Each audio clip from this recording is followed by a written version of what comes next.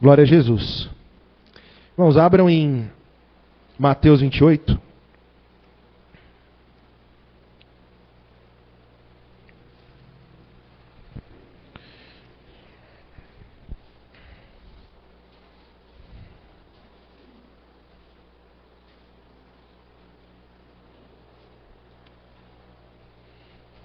Verso 18.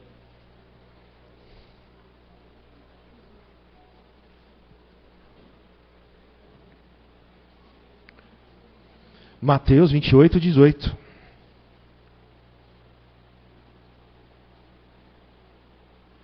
Diz assim: E chegando-se Jesus, falou-lhes dizendo: É-me dado todo o poder no céu e na terra. Portanto, ide, fazei discípulos de todas as nações, batizando-os em nome do Pai, e do Filho e do Espírito Santo, ensinando-os a guardar todas as coisas que eu vos tenho mandado. E eis que eu estou convosco todos os dias, até a consumação do mundo. Amém. Glória a Jesus. Então o Senhor Jesus Cristo dá uma ordem aos seus discípulos. Portanto, ide por todo o mundo. Foi-me dado todo o poder no céu e na terra. Eis que estou convosco todos os dias, até a consumação dos séculos. O Senhor Jesus Cristo estaria conosco, está conosco, e nos dá, né, irmãos, a missão que hoje nós somos os discípulos. Não é? Glória a Jesus. Deu essa missão, ir por todo mundo, pregar o Evangelho, ensinando a guardar todas as coisas que Jesus ensinou. Glória a Jesus. Então, irmãos, através desse entendimento, não só desse, mas em outros textos também, o Senhor Jesus Cristo disse que enviaria o Espírito Santo e nos faria lembrar, nos ensinaria todas as coisas. Nós entendemos que é assim que a igreja tem sido sustentada até o dia de hoje, pelo Espírito Santo. O próprio Deus, que se fez carne e habitou entre nós, disse que enviaria o Consolador, o Espírito de verdade, que o mundo não pode receber, porque não o vê e nem o conhece. Glória a Jesus. Então, irmãos, hoje, quando nós vamos falar da palavra do Evangelho, a gente abre uma Bíblia, né, irmãos? E o que eu vejo é que muitas vezes a Bíblia é atacada. A palavra escrita, ao qual nós baseamos a nossa fé, no Novo Testamento, ela está junto da palavra do Velho Testamento, na sequência do Velho Testamento. E faz todo sentido. Porque quando nós entendemos aonde nós estávamos, quem nós servíamos, o que estava nos retendo na morte, na maldição, na condenação, nós temos que olhar para o Velho Testamento. Né? Porque o Senhor Jesus, pelo Evangelho, revela aonde foi que o homem caiu, aonde foi que a mulher caiu, a humanidade caiu. Né? E aí, irmãos, o Senhor Jesus Cristo, ele não disse assim: escrevei uma Bíblia, né? Ele não disse isso. Pegue pergaminhos, escreva todas as coisas que eu mandei. Mas ele disse: vai e ensina todas as nações, tudo que eu mandei, tudo que eu ensinei, a palavra do Evangelho. Não é, irmãos? Se fosse nos dias de hoje, nós temos um acervo enorme de pregação. Enorme, enorme. Eu tenho milhares e milhares de pregações. Vários anos de pregação. Todo culto a gente grava. Não é? Hoje, quando alguém quer registrar alguma coisa, ela fotografa, ela faz vídeo. Não é? Existem pessoas documentando? Sim, também existem. Pessoas que hoje ainda escrevem, né, registram, criam manuais, métodos para muita coisa. Mas naquela época, irmãos, era o que tinha. Naquela época, para você se comunicar com alguém de uma outra nação, para você dar um ensinamento, aquilo ali era um modelo, era uma coisa natural. Por isso que se escrevia. Então vamos para 2 Timóteo, irmãos.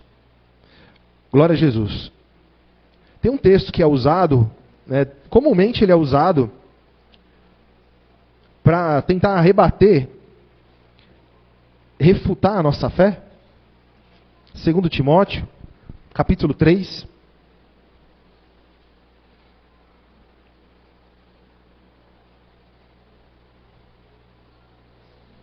Verso 12. 2 Timóteo 3, 12 em diante.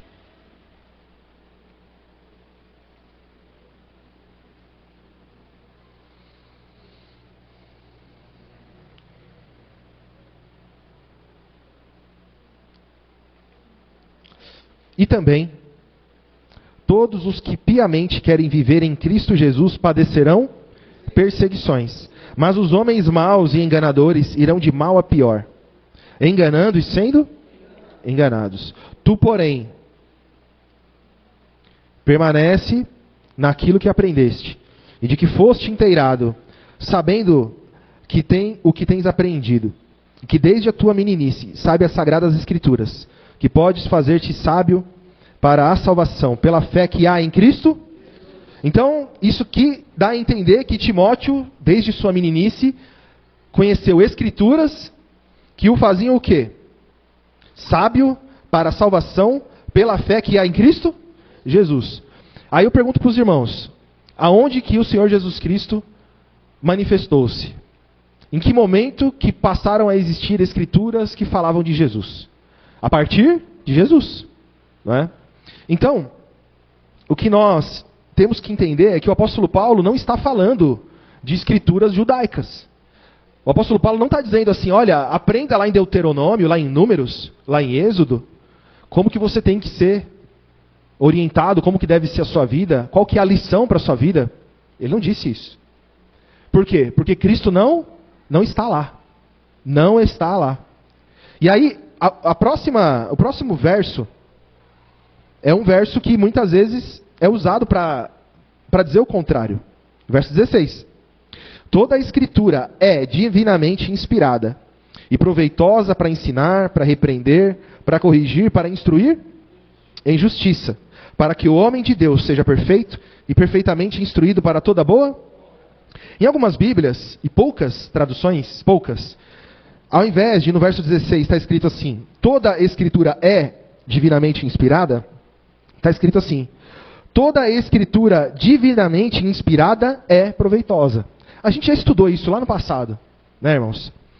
E o fato é que tanto uma como a outra, ela não está errada. Por quê? Porque o apóstolo Paulo está falando de qual escritura? As escrituras que ele e os discípulos de Jesus produziam. Porque desde o tempo de Jesus Cristo, as pessoas já escreviam, já registravam. Registravam os atos de Jesus, os ensinamentos de Jesus. Vocês imaginam o Senhor Jesus andando entre nós nos dias de hoje? Ninguém ia registrar nada. Ninguém ia querer guardar nada do que ele ensinou.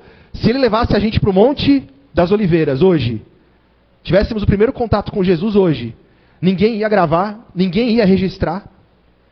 O Senhor Jesus ensinou muitas coisas e eles guardavam. Ah, mas naquela época muitos deles nem sabiam ler e escrever. É verdade, mas muitos sabiam. E escreveram e registraram. E a palavra do Evangelho diz que o Espírito Santo nos faria lembrar do que Jesus ensinou, do que ele mandou. Está lá em João 14, capítulo 14 de João. Então, irmãos, não caiam na conversinha das pessoas que querem falar mal e desvalorizar a palavra do Evangelho. A palavra que nós cremos, a palavra da vida eterna que nós cremos, ela foi sustentada até o dia de hoje pelo Espírito Santo, que guardou essa palavra e permitiu que nós tivéssemos acesso ao que nós temos de acesso hoje. As pessoas levantam questões assim, mas existiam muitas escrituras naquela época, existiam muitas outras cartas, evangelhos. Vocês já pegaram algum para ler? Eu não recomendo que pegue, mas vocês já pegaram algum para ler? Eles destoam totalmente do que a gente tem na mão, é muito diferente, a linguagem é muito diferente. Vocês percebem que é algo muito diferente daquilo que nós temos em mão hoje. E nós temos que crer que se Deus disse, através do seu Filho Jesus, a sua palavra, o Senhor Jesus disse, a palavra que eu vos trago não é minha, mas é do Pai que me enviou. O que eu estou ensinando para vocês, eu aprendi do meu Pai que me enviou. Quando o Senhor Jesus vence a morte, ressuscita, isso tudo fica registrado, isso tudo fica amplamente registrado por diversas pessoas, sejam cristãs ou não. Muitas pessoas escreveram sobre Jesus. Muitas delas nem são cristãs. Então é fato, o Senhor Jesus ressuscitou. E a palavra que o Senhor Jesus nos ensina, eis que estou convosco todos os dias. Foi o Senhor Jesus, pelo Espírito Santo, que permitiu, que guardou, para que nós tivéssemos hoje a palavra, para que nós pudéssemos consultar. Se os irmãos pegarem, aqui por exemplo, o texto de Timóteo, nós estamos em 2 Timóteo. Se os irmãos, não precisa abrir, tá? Eu tô só argumentando aqui, para os irmãos entenderem uma coisa. O apóstolo Paulo está preparando Timóteo para ser um evangelista. Preparando ele para ser um homem que estabelece presbíteros, prepara igrejas. quando ele escreveu essas cartas, ele nunca imaginou, na cabeça dele, que se tornaria um conjunto de cartas e livros pertencentes a uma biblioteca como essa daqui. Isso aqui é uma biblioteca, é uma Bíblia, né? Ele nunca imaginou, ele escreveu para Timóteo. Algumas vezes ele escrevia para uma igreja e dizia, leia para todos da região, leia para os... Depois que terminarem de ler aí, na cidade, leia também para fulano de tal, né? Então, a palavra do Evangelho, que hoje está na nossa mão como uma biblioteca, uma Bíblia, ela é totalmente natural, é algo que aconteceu naturalmente. Então, quando nós pegamos uma carta aos Gálatas, aos Romanos, né, você não vê como acontece, por exemplo, em um manual. Se você pegar, por exemplo, um curso de alguma área, qualquer área desse mundo profissional, em que alguém escreve para ensinar as pessoas, ele não vai escrever desse modo.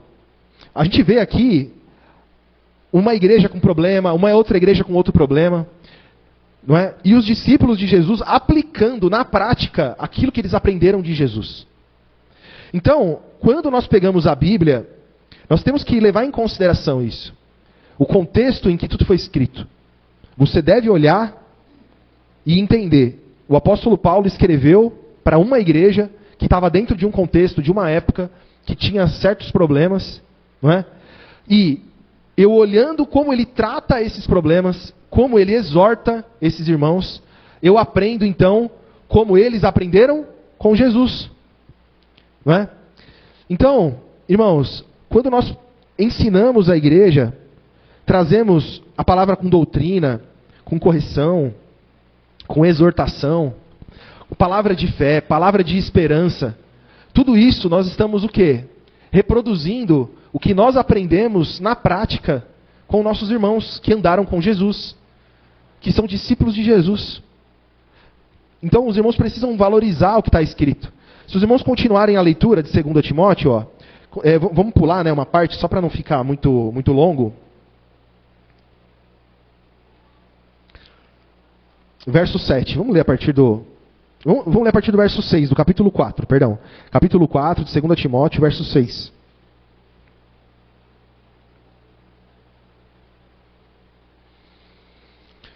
Porque eu já estou sendo oferecido por aspersão de sacrifício, e o tempo da minha partida já está próximo. Combati o bom combate, acabei a carreira e guardei a fé. Desde agora a coroa da justiça me está guardada, a qual o Senhor, justo juiz, me dará naquele dia, e não somente a mim, mas também a todos que amarem a sua. Quando o apóstolo Paulo escreveu isso aqui, ele imaginava que isso seria uma lição para a gente no dia de hoje? Que ele estava preso, que ele sabia que ele ia morrer, que o tempo da partida dele, desse mundo, era próximo. Ele não sabia disso. Ele estava escrevendo para Timóteo. Por certo ele imaginou, Timóteo vai compartilhar essa carta com outros irmãos, vai levar a minha mensagem para outros irmãos. Mas os irmãos entendem que através de um texto pequeno como esse, eu sei que um cristão estava preso, o apóstolo Paulo, e que sabia que estaria morto em pouco tempo. Mas era um homem que tinha esperança. Era um homem que confiava naquilo que ele ouviu, naquilo que ele aprendeu, que existe galardão, que existe salvação. Ele acreditava que ele tinha combatido um bom combate, cumprido sua carreira e guardado a fé. Então, se eu olho para a carta de Paulo aos Romanos, aos Gálatas, aos Efésios, e aprendo com aquilo que ele ensinou, automaticamente eu estou vivendo a doutrina de Cristo. Paulo, Pedro, todos esses homens que registraram o Evangelho, João, não é? Tiago, eles registraram o Evangelho, eles estavam muito próximos de Jesus, aconteceu há pouco tempo. Tudo que eles escreveram foram registros que eles fizeram assim que eles tiveram contato com Jesus, que eles aprenderam de Jesus. Então, isso aqui que nós temos nas mãos é muito próximo de Jesus. São ensinamentos que Jesus deu para eles e eles registraram. Então, irmãos, nós temos que valorizar, por quê? Porque é a palavra do Evangelho. É a palavra que Jesus Cristo apresentou aos homens como boas novidades. Então nós temos que considerar. E olha o que ele diz na sequência do texto. Verso 8: Desde agora a coroa da justiça me está guardada, a qual o Senhor justo juiz me dará naquele dia, e não somente a mim, mas também a todos que amarem a sua vinda. Procura vir ter comigo depressa, porque Demas me desamparou, amando o presente século, e foi para Tessalônica, Crescente para Galácia, Tito para Dalmácia. Só Lucas está comigo. Toma Marcos, traze-o contigo, porque me é muito útil para o ministério. Também enviei Tíquico a Éfeso. Quando vieres, traze a capa que deixei em Troade, em casa de Carpo, e os livros, principalmente os pergaminhos. Por que ele queria pergaminho, irmãos? Na cadeia? Porque ele queria escrever. Então veja, ninguém ficou esperando 300 e poucos anos alguém juntar todos os livros para aí sim chamar de Novo Testamento e começar a pregar. O apóstolo Paulo produzia as cartas e enviava. E haviam muitas escrituras rodando naquela época entre as igrejas. Talvez, e com certeza, né, na verdade, com certeza, muitas delas nós não tivemos acesso. Mas o que está na nossa mão hoje foi o que Cristo, pelo Espírito Santo, permitiu que chegasse na nossa mão. Então hoje, por causa da ciência, o mundo hoje prega coisas que são contrárias a uma vida cristã. Comportamentos, não é? Liberdades, coisas que são contrárias à palavra de Jesus. E vão querer desqualificar a palavra de Jesus Cristo que nós temos nas mãos. Vão querer desqualificar.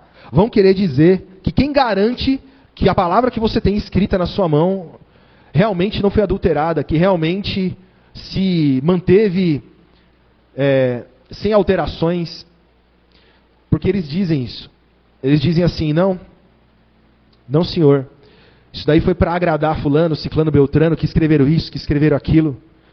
Na verdade, Deus é muito mais simples. Deus é amor, e pode isso, e pode aquilo outro. Irmãos, creiam na mensagem do Evangelho. Os irmãos acham que hoje, nós, nos dias de hoje, admitiríamos alguém distorcer a palavra? Alguém pegar e mudar algo que está muito claro hoje para a nossa fé? E nós aceitaríamos? Não, nós iríamos combater, não iríamos? Sobre qualquer assunto, segundo o Evangelho, nós iríamos lutar para que os irmãos não fossem enganados. A palavra diz que as portas do inferno não prevaleceriam contra a igreja. Então, por acaso, a palavra de Jesus, que é a base, é o sustento, é o fundamento da igreja, a palavra do Evangelho, Deus permitiria que a igreja fosse enganada?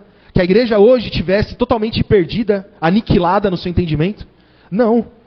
O Senhor Jesus, pelo Espírito Santo, Ele guardou a sua palavra, Ele guardou as Escrituras. Ah, mas tem a história da Igreja Católica. Passaram centenas de anos, milhares de anos, mais de 1000 anos, com a Igreja Católica em posse das Escrituras. As palavras eram pregadas só em latim. E vão vir com histórias. Irmãos, a palavra do Evangelho diz que as portas do inferno não prevaleceriam contra a igreja. Nós temos a palavra do Evangelho, irmãos. Então, se os irmãos pegarem, por exemplo, Tito, passa aí uma página. Vamos ler a partir do verso 5. Aqui, irmãos, é algo natural. Não é algo forçado. Não é que alguém planejou escrever um livro como a Bíblia. Isso aqui é um outro momento. É uma outra fase da vida de Paulo, ensinando a Tito. Né, irmãos? Veja só, verso 5, capítulo 1. Por esta causa te deixei em Creta, para que pusesses em boa ordem as coisas que ainda restam, e de cidade em cidade estabelecesse presbíteros, como eu já te mandei.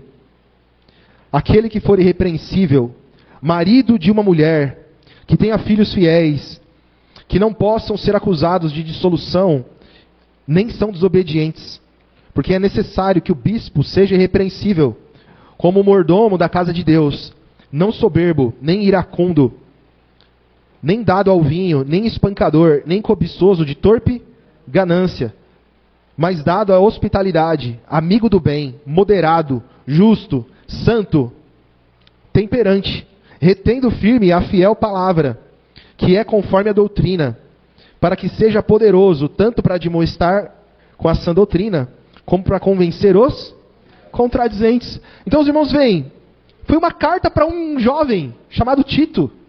O apóstolo Paulo estava ensinando ele como que ele deveria selecionar um bispo para uma igreja, aonde ele passasse. Irmãos, se vocês tiverem dificuldade de encontrar, presta atenção aqui, vale mais a pena. Presta atenção aqui, tá bom? Que aí a gente não perde tempo. Depois vai estar gravado, vocês podem assistir de novo, tá? Então, o apóstolo Paulo, ele está escrevendo a carta para um evangelista, para um presbítero que ele confiava, e dava instruções para ele de como ele deveria, irmãos, presta atenção aqui, como ele deveria selecionar um bispo. Irmãos, hoje nós sabemos como que deve ser um bispo. Não foi um manual. O apóstolo Paulo nunca imaginou que isso seria um manual. É algo natural. É a vida de um irmão. E nós estamos copiando ele. E nós sabemos que ele aprendeu de Cristo. E em espírito ainda, hein? O apóstolo Paulo aprendeu em espírito. Porque ele não aprendeu dos discípulos. Não é? Algo espetacular aconteceu na vida dele. Então quer dizer que hoje... Então pode se levantar um outro apóstolo Paulo aí que não aprende com ninguém. E prega o evangelho. Irmãos, quando nós vemos a pregação de Paulo... E olhamos o evangelho, o que o Senhor Jesus ensinou no evangelho de Mateus, Marcos, Lucas e João, nós vemos que ele pregava aquilo que Jesus ensinou, né, irmãos? E pode perceber, as pessoas que aparecem hoje dizendo que são profetas, eles distorcem a palavra. Eles não pregam o evangelho. Eles carregam sempre com heresias, com coisas do judaísmo, e levam aos irmãos a se perderem na fé. Não é o que o apóstolo Paulo fez. E o apóstolo Paulo aqui, irmãos, ele descreve como que deve ser um bispo. E quando a gente olha, a gente fica feliz, irmão. Porque a gente está vivendo isso. A gente está batalhando para que isso seja verdadeiro na nossa vida. Basta ler o que nós lemos agora. Não é o que a gente sempre buscou? Não é? Olha só, verso 10. Porque há muitos desordenados, faladores, vãos e enganadores, principalmente os da circuncisão, né, do judaísmo, aos quais convém tapar a boca. Homens que transtornam casas inteiras, ensinando o que não convém por torpe ganância. Um deles, seu próprio profeta, disse: os cretenses são sempre mentirosos, bestas ruins, ventres preguiçosos. Este testemunho é verdadeiro. Portanto, repreende-os severamente, para que sejam sãos. O apóstolo Paulo está dizendo, repreende-os severamente. Então, às vezes, a gente fica com um pouco de receio. Senhor, eu senti de pregar uma palavra, mas vai ser uma palavra muito dura. É uma palavra muito dura. Presta atenção aqui. Não é? E, na verdade, o apóstolo Paulo fala, repreende-os severamente. Então, a pregação do evangelho, irmãos, ela está no Novo Testamento na prática. E nós vemos muitas situações da nossa vida, e vai ter pouca coisa que a gente não vai conseguir encontrar luz. Não é? Coisas muito específicas. E aí, o irmão e a irmã vai ter que confiar na igreja. Vai ter que confiar no ministério, né, irmãos? Eu lembro que um tempo atrás, quando eu era criança, na igreja que eu pertencia, na religião que eu pertencia, tinha lá uma doutrina que televisão era do diabo, né? Era o olho do diabo, era a boca do diabo, que não podia ter televisão, né? E quem tinha televisão em casa era do maligno ou estava permitindo que o diabo falasse dentro da casa da pessoa. De certa forma, irmão, hoje, não acho muito errado não. Eu, né? Minha forma de pensar. Porque é dali que sai muito ensinamento, né? As novelas mesmo ensinam até hoje coisas terríveis, né? E as pessoas sempre veem o mal com plano de fundo, com pessoas bonitas, felizes, né? Se dando bem no pecado, né? Mas, voltando ao tema, aonde que eu vou encontrar televisão na Bíblia, irmãos? Um texto escrito mais de 2000 anos atrás. Eu não vou encontrar. Eu vou precisar de discernimento. Eu vou precisar, irmãos, muitas vezes, de todo um contexto da palavra. Eu vou precisar do conselho do ministério de um irmão, para eu entender melhor. Talvez usar com moderação. Hoje, a televisão, eu até falei para o meu pai hoje, eu fui visitar minha mãe, foi aniversário dela. Eu liguei a televisão dele. Eu falei, pai, eu acho que fazem anos que eu não ligo a televisão. Eu nem sei mais o que passa na televisão. Eu vi que tem 90% é canal evangélico, né? Na televisão agora. Tem o mesmo programa passando em uns 5 canais ao mesmo tempo. Tudo da mesma religião. Né? Então, irmãos, hoje em dia, o celular, você escolhe o que você quer ver, a hora que você quiser. Tem de tudo. Desde uma coisa boa da palavra do evangelho, até das coisas mais perversas. e coisas até criminosas. Se você souber um pouquinho de informática, você entra lá na Deep Web e tem acesso a crime, a coisa terrível. Está lá, disponível e aberto para qualquer um ver, né, irmãos? Ao mesmo tempo que hoje eu não posso dizer para os irmãos, não acessem a internet, né, irmãos? Não tem como. Do mesmo jeito que você entra na internet e tem acesso a todo tipo de coisa, se você sair por essas portas aqui, quem garante que um irmão entra, saindo daqui, que entra na sua casa ou que entra dentro de um prostíbulo, que entra dentro de um bar? Não é? Você que tem que ter discernimento para saber aonde você entra, quem você segue, com quem você conversa, a quem você dá ouvidos, né, irmãos? Então, os irmãos percebem a importância da igreja, a importância da palavra, porque a igreja é um conjunto de irmãos que são membros de um mesmo corpo, e cada um tem uma capacidade, tem um conselho. Cada um dos irmãos vai saber cuidar um do outro, né, irmãos? Então a importância, irmãos, da igreja é muito grande. O que o apóstolo Paulo está fazendo aqui? Está cuidando de uma igreja. Está preparando Tito para preparar igrejas. Então nós vemos naturalmente aquilo que Jesus ensinou: ide por todo mundo e pregai o evangelho, ensinando-os a guardar tudo o que eu mandei, o que eu ensinei. E é o que está acontecendo aqui hoje, irmãos. A palavra chegou aqui em Itapevi, mas Jesus começou a pregar lá em Israel. E chegou aqui. Hoje nós estamos cuidando uns dos outros. Há pouco tempo atrás não tinha igreja aqui na Santa Rita. Era só lá no Cecília. Não é, irmãos? E assim, irmãos, parece que nós somos pequenos e irrelevantes. Mas não é verdade, irmãos. Não acredite nessa mentira. Glória a Jesus. Porque a palavra diz que quando uma ovelha se desgarrou, o pai deixou as 99 e foi buscar aquela que se desgarrou. Então, nós vemos o valor que tem, né, irmãos? Uma ovelha de Jesus Cristo. Então aqui, irmãos, olha o que a palavra diz. Vamos continuar lendo? Tem alguns minutinhos ainda.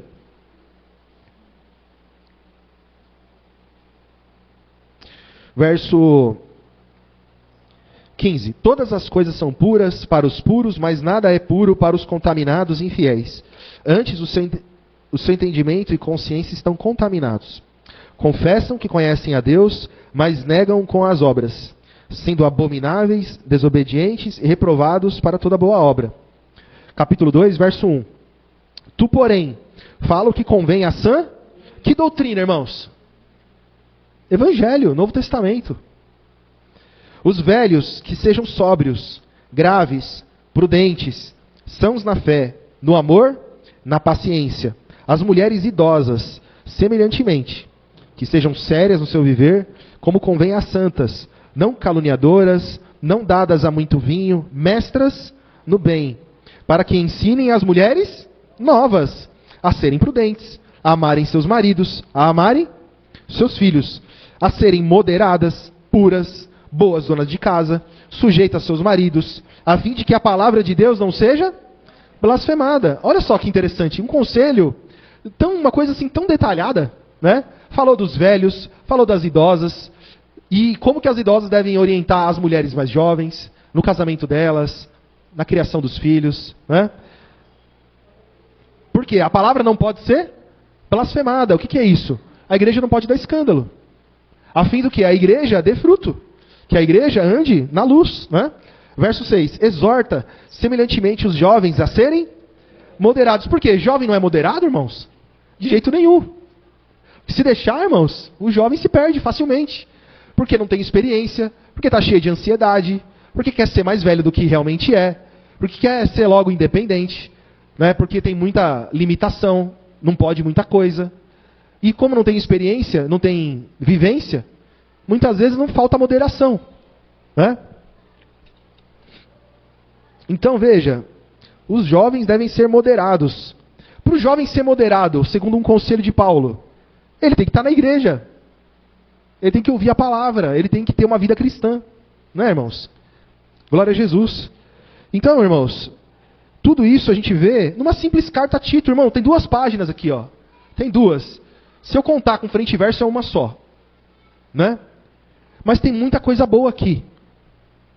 E o Senhor Jesus permitiu que tivesse na nossa mão. E nós usamos isso. E isso é uma bênção para nós. Olha só, verso 7. Em tudo te dá por exemplo de boas obras. Na doutrina, mostra incorrupção, gravidade, sinceridade, Linguagem sã e irrepreensível, para que o adversário se envergonhe, não tendo nenhum mal que dizer de vós. Imagina alguém que prega a palavra, mas não vive. Não é? Essa pessoa, ela vai ser o quê? Envergonhada, porque vai cair, não é, aos ouvidos, aos olhos de todos. Então, é o que a palavra diz. Aqui mostra o cuidado que a gente tem que ter, né, irmãos? Para quem é mestre, prega a palavra. Ó, verso 9. Exorta os servos a que se sujeitem aos seus senhores, e em tudo agradem, não contradizendo, não defraudando, antes mostrando toda a boa lealdade, para que em tudo seja um ornamento na doutrina de Deus, nosso Salvador. Né? Então, essa época aqui, tinha os senhores e os servos, né? Então, hoje nós podemos traduzir isso para patrão e empregado. Né, irmãos? Patrão e empregado. Então, um cristão que não defrauda, que não engana, que não dá chapéu, que não mente, que não inventa, né, que não dá motivo, ele engrandece o nome de Deus, ele exalta a Deus. E aí, irmãos, a última parte aqui, ó, verso 11. Porque a graça salvadora de Deus se há manifestado a todos os homens, ensinando-nos que, renunciando à impiedade e às concupiscências mundanas, vivamos nesse presente século, sóbria e justa e piamente, aguardando a bem-aventurada esperança e o aparecimento da glória do grande Deus e nosso Salvador, Jesus Cristo, o qual se deu a si mesmo por nós, para nos remir de toda a iniquidade e purificar para si um povo seu, especial, zeloso de boas obras. Fala disto e exorta e repreende com toda a autoridade. Ninguém te despreze. Então veja, a graça salvadora de Deus se é manifestada a todos os homens. O Senhor Jesus disse: ide por todo o mundo, pregai o evangelho a toda criatura. Pregar o evangelho. O apóstolo Paulo pregou o evangelho, levantou muitas igrejas, estabeleceu presbíteros, evangelistas. Aqui ele estava mandando Tito continuar o trabalho dele. No outro texto que nós lemos, ele estava mandando Timóteo fazer a mesma coisa. Não é, irmãos? E a palavra chegou aqui. E hoje, irmãos, a palavra é a mesma. Eu estou lendo o que Paulo ensinou. Nós lemos o que João ensinou, nós lemos o que Mateus ensinou, o que Pedro ensinou. E eles aprenderam com o mestre, o nosso Senhor Jesus. Então, irmãos, valorize a palavra do evangelho. Não deixa ninguém falar mal do evangelho. Alguém desvalorizar a palavra que você tem na mão. Ela é verdadeira. Irmãos, foi assim que Deus escolheu nos ensinar. Ele disse para pregar, não é? O apóstolo Paulo mandou pregar, mandou ensinar, mandou ler. E é o que nós fazemos, irmãos. Essa é a nossa vida. Amém, irmãos? Então entendam, nós aprendemos com aqueles que andaram com Jesus. Nós aprendemos com aqueles que estiveram bem pertinho de Jesus. A palavra estava muito pura e cristalina. E foi guardada e replicada. E chegou até nós nos dias de hoje. Glória a Jesus. Então vamos permanecer firmes, né, irmãos? Congregando, ouvindo, lendo a palavra. Porque ela é a vida eterna. É o próprio Senhor Jesus. Amém, irmãos? Vamos ficar de pé, vamos agradecer.